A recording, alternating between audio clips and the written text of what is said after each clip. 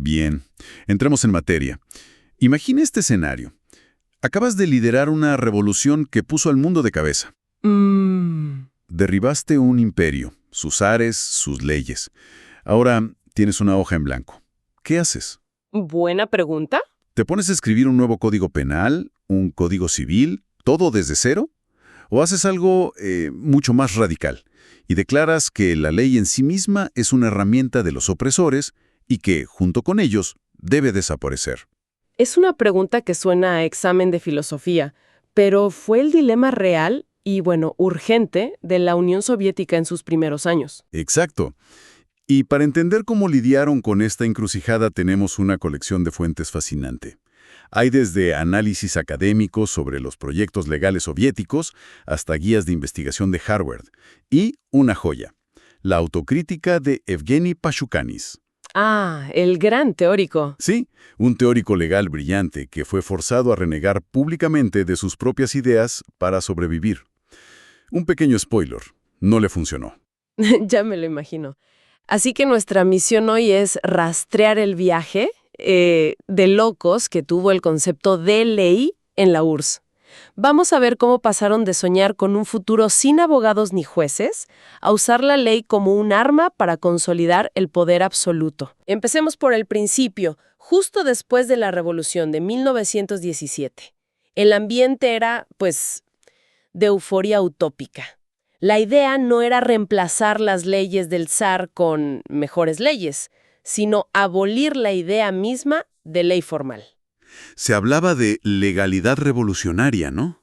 Eso mismo. Suena a contradicción. O sea, ¿qué significaba en la práctica? ¿Que no había reglas? En esencia, sí. La única regla era la conveniencia revolucionaria. Es decir, lo que fuera bueno para la revolución era, por definición, legal. ¡Wow! Si había que expropiar una fábrica sin un juicio, era legal.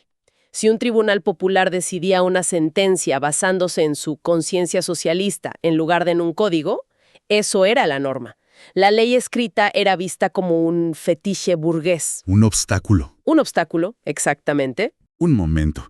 Pero, ¿de verdad creían que una sociedad compleja, industrial, con millones de personas, podía funcionar así sin ningún tipo de ley estable? Suena increíblemente ingenuo. Lo era, pero tenía una base teórica muy potente.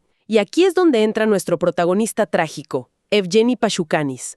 Su libro de 1924, La teoría general del derecho y el marxismo, fue la Biblia de este movimiento. A ver, su argumento era seductoramente simple. La ley, toda ley, no es más que un reflejo de una economía de mercado. Existe para regular el intercambio de mercancías entre propietarios. Es como las reglas de un juego de Monopoly. Me gusta esa analogía. Las reglas sobre quién compra, qué pasa si caes en la propiedad de otro. Exacto. Pashukanis decía, en una sociedad comunista donde no hay propiedad privada y el Estado planifica la producción para satisfacer necesidades, no para el intercambio, ¿qué sentido tienen esas reglas? Claro, el juego cambia por completo. Ya no hay intercambio de mercancías, así que la ley simplemente se extingue, se vuelve innecesaria, se marchita como un órgano que ya no se usa. Pero la realidad siempre es más complicada. Por muy bonita que son en la teoría, la gente sigue, casándose, naciendo, organizándose en grupos. El Estado tiene que gestionar todo eso. ¿Cómo lo hacían en ese supuesto vacío legal? Ahí es donde la teoría choca con el muro de la realidad. Las fuentes lo dejan claro. El nuevo Estado soviético, desde el principio, se vio obligado a emitir decretos y normas para cosas muy concretas. Como, por ejemplo. Uno de los documentos menciona específicamente la regulación de sociedades y sindicatos. El partido necesitaba controlar cómo se organizaba la gente, así que no podía simplemente dejarlo a la conciencia revolucionaria. Necesitaba reglas claras. O sea que, mientras la propaganda y la alta teoría hablaban de la extinción de la ley, los burócratas en los ministerios estaban escribiendo normas sin parar por pura necesidad. Precisamente. Y esto llevó a una situación muy extraña. Una de las fuentes, un artículo de una académica llamada Yashuk, señala que ya en la década de 1920, la República Rusa, la RSFSR... La más grande de todas. Sí, la más grande, ya había llevado a cabo una primera codificación. Es decir, empezaron a juntar todas esas normas dispersas y a organizarlas en códigos de familia, laboral, etc. Ah, o sea que ya estaban legislando. Estaban legislando. No eran leyes para toda la URSS, sino para esa república. Pero demuestra que la necesidad de orden era innegable, aunque fuera en contra de la ideología oficial. Ok, entiendo. Así que tenemos esta tensión durante los años 20. Por un lado, el sueño utópico de un mundo sin leyes, y por otro, la realidad práctica de un Estado que necesita gobernar. Pero esta idea de que la ley se iba a desvanecer no podía durar, ¿verdad?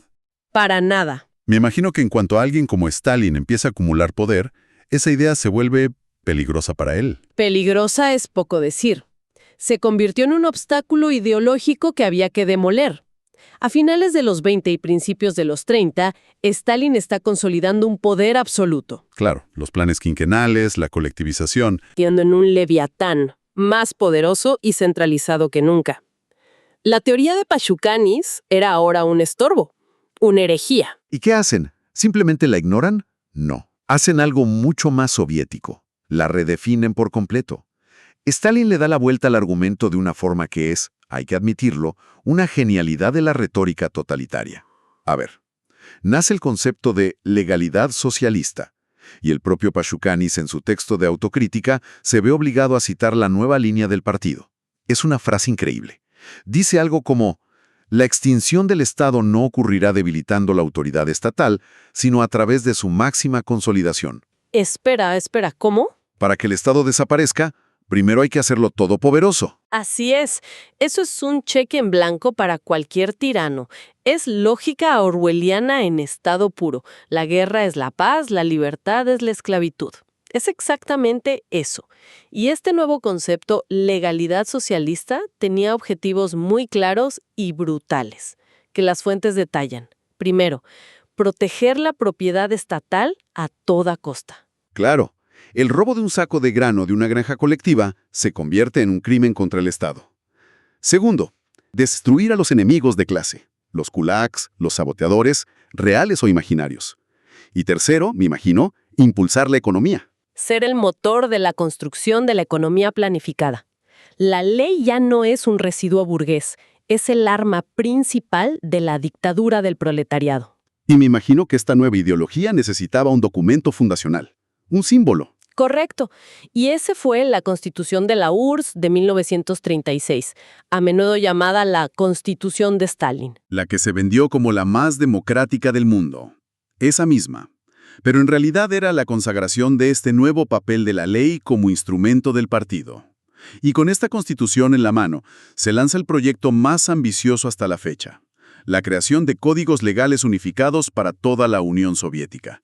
Un código penal de la URSS, un código civil. Sí, la idea era por fin reemplazar el caos de leyes republicanas con un sistema único, centralizado y coherente que reflejara la nueva legalidad socialista. Aquí es donde la historia de Pashukanis llega a su punto más oscuro, ¿no? El hombre que teorizó la extinción de la ley ahora vive en un estado obsesionado con crearla. Es una tragedia personal que lo resume todo. En 1936, con el proyecto de los nuevos códigos en marcha, Pashukanis es forzado a publicar esa autocrítica que mencionamos. Es un documento terrible de leer. ¿Qué decía? Califica su propia teoría, su obra de vida, como burdamente equivocada y ajena al marxismo-leninismo. Admite, con un lenguaje que solo puede nacer del miedo, que la ley soviética es la herramienta más importante para construir el socialismo. O sea, se humilla públicamente. Completamente. Valida la nueva línea de Stalin. Pero ni siquiera eso fue suficiente para salvarlo. No. Un mes después de que se ratificara la nueva Constitución, en enero de 1937, en el apogeo de las purgas, Evgeny Pashukanis fue arrestado. Desapareció. Enemigo del pueblo. Fue declarado enemigo del pueblo y ejecutado. Su historia es la prueba más brutal de que estos debates teóricos no eran un juego académico. Eran, literalmente, una cuestión de vida o muerte. Es tremendo. Así que recapitulemos para entender el puzzle. Para mediados de los años 30 tenemos una nueva constitución, una nueva ideología que celebra la ley como arma del Estado y un plan para crear leyes unificadas. El arquitecto de la vieja teoría ha sido eliminado. parecía el siguiente paso lógico. Exacto. Y sin embargo, esos códigos nunca se aprobaron. El gran proyecto fracasó. ¿Por qué? Ese es el gran misterio. Y la respuesta nos dice más sobre el sistema soviético que cualquier otra cosa. Las fuentes académicas mencionan razones políticas y legales. Una frase un poco vaga. Pero si conectamos los puntos que nos dan los diferentes textos, emerge una imagen muy clara. Mi primera suposición sería que fue por simple burocracia. Un país tan vasto, quizá fue un infierno logístico. Eso sin duda jugó un papel. El proyecto se empantanó en comités. Pero el régimen de Stalin era capaz de hazañas mucho más complejas cuando se lo proponía. Cierto. La verdadera razón es más profunda y paradójica. El poder central, en el fondo, no quería un sistema de códigos fijos y estables. ¿Cómo? ¿Pero no era el objetivo tener reglas claras para ejercer el poder? El objetivo era ejercer el poder, punto. Las reglas claras a veces ayudaban, pero a veces podían estorbar. A ver, explícame eso. Un código legal unificado, por muy autoritario que fuera, crearía un problema. Le daría a los jueces, a los funcionarios, una base sobre la que apoyarse. Podrían decir, según el artículo 52, esto no se puede hacer. Limitaría la flexibilidad y la arbitrariedad del partido. Limitaría su poder. Exacto. Y eso era inaceptable. Entonces, ¿hay alguna prueba de esta mentalidad? ¿Algún mecanismo que demuestre que querían mantener la ley bajo su control total? La hay. Y es una pieza clave que una de las fuentes, una breve entrada de Wikipedia, nos señala. Un sistema llamado supervisión judicial o nadzor en ruso. Suena como un proceso de apelación normal. Pero no lo era en absoluto. Una apelación la inicia el acusado o el fiscal, y ocurre antes de que la sentencia sea firme, ¿verdad? Sí, claro. Bueno, la supervisión judicial era algo completamente distinto. Era un mecanismo que permitía a un fiscal o a un alto funcionario judicial tomar una sentencia que ya era firme y definitiva y simplemente anularla o pedir su revisión. O sea, un botón de anulación que el poder político podía pulsar cuando quisiera. Es la analogía perfecta. Imagina que un tribunal en Ucrania dicta una sentencia absolutoria en un caso de sabotaje. La sentencia es firme. Pero en Moscú, un alto cargo del partido considera que esa absolución envía un mal mensaje. O que interfiere con sus planes. Exacto. Pues a través de la supervisión judicial puede ordenar que ese caso se reabra y se revierta la decisión. La fuente lo describe textualmente como una forma de asegurar una vertical de poder centralizada para la política del partido. Ajá, ahí está la clave de todo. Ese mecanismo socava por completo la idea de un Estado de Derecho. Si cualquier decisión judicial puede ser revocada desde arriba por razones políticas, entonces la ley escrita es casi irrelevante. Es un teatro. Es un teatro. Demuestra que, al final del día, la política del partido siempre estaba por encima de la ley. La ley era una herramienta útil para disciplinar, para organizar, pero nunca se le permitiría convertirse en una jaula para el propio poder. ¿Y esa es la razón por la que el gran proyecto de codificación fracasó? Casi con toda seguridad. ¿Para qué atarse las manos con un código unificado si ya tienes un sistema que te permite anular cualquier resultado que no te guste? El fracaso del proyecto no fue un accidente, fue una elección. Vaya viaje. Empezamos con el sueño casi anarquista de la extinción de la ley y terminamos con un sistema donde la ley existe, pero con un botón de anulación que garantiza que el poder político siempre tenga la última palabra. Exacto. Un sistema que nació de la promesa de su propia desaparición, para luego ser transformado en el principal instrumento de un poder estatal absoluto. Solo para que ese mismo poder decidiera que era mejor no tener leyes demasiado rígidas. La lección fundamental de todo esto es que la historia del derecho soviético de esta época no es una discusión técnica para juristas. Es una crónica brutal del poder en su estado más puro. Totalmente. Nos enseña cómo la retórica de la ley y la legalidad puede ser la fachada perfecta para un sistema de control arbitrario.